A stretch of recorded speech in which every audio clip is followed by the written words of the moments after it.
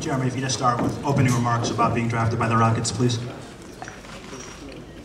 Oh man, it's first of all, I just want to thank God. You know, during the workout process, I sprained my ankle, and you know, God blessed me to come back with a speedy recovery and be able to work out. Went up to Houston, begin to really start a relationship with them, and you know, it's a real good program, good coach, and they just seem like they're real in order, and it's a great honor. Jeremy, congratulations, Nabatel. So much to talk about. Talk about there's good depth on this Rockets team, and talk about how your shooting, your outside shooting, can contribute to that. Well, I think shooting, you know, I can stretch the floor. You know, I can, you know, add scoring. Also on the defensive end, rebound, get deflections, get out on the break, and you know, find a couple guys that I can look up to, ask questions, learn from them. So being able to go to a good organization is huge. And also playing under a Hall of Famer like Kevin McHale, how exciting is that? Yeah, I've met him plenty of times, and a great guy. So being able to learn from, like you said, a Hall of Fame coach, and you know, just be able to, my first year, be coached by a great coach like that is a blessing. Jeremy, Steve Kyler, Hoops World, first of all, congratulations. You got Kevin Martin, you got Courtney Lee, a lot of guys who play the way you play. You ready to take some minutes away? I'm ready to go work hard. I'm not saying I'm going to go take their minutes, but you know, I'm not going to go and settle. So, you know, I'm going to go there, be ready to work hard and do what it takes. Hey, Jeremy, Adam Zagoria, SNY over here to your right. Congratulations.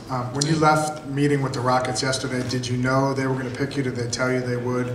And also, how tough was it? You know, everybody kind of doubting you with the ankle injury and everything. Was that tough for you to listen to that for a few days?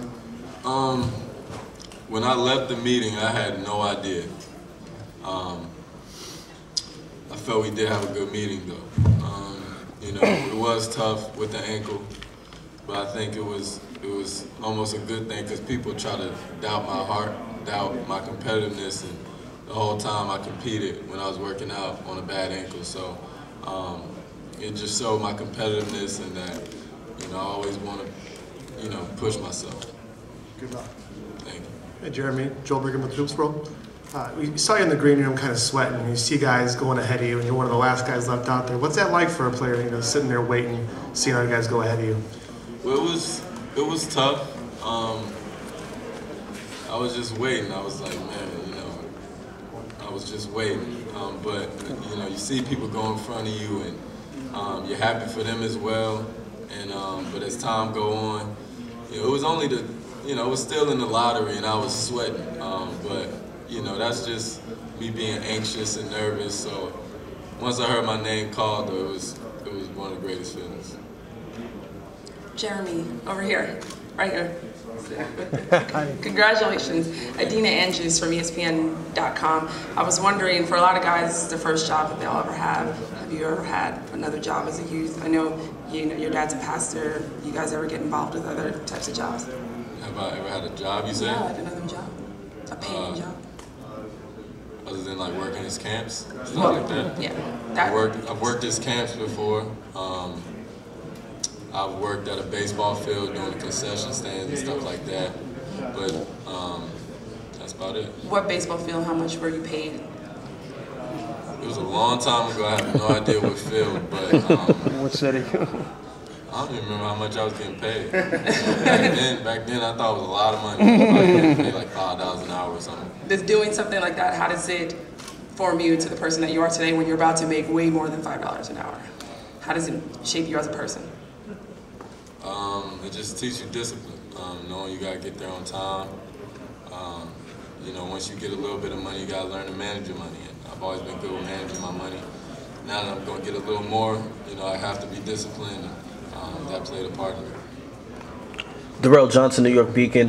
What did you learn at the University of Connecticut and from Coach Calhoun that you think will serve you best in the NBA? Coach Calhoun was a tough coach to play for, but a great coach to play for. I was struggling, and Coach always believed in me. You know, he was always in my head. He got me, you know, mentally tough. He pushed me to the limit. You know, when I thought I was working hard, he showed me that I wasn't. He always told me that I wasn't. My freshman year, I got to play with Kemba Walker, you know, great point guard. And, I learned a lot from him. And so that my whole time at UConn was just, you know, a huge learning experience and time for me to get tougher. Anthony Brown, Bugnuts.com.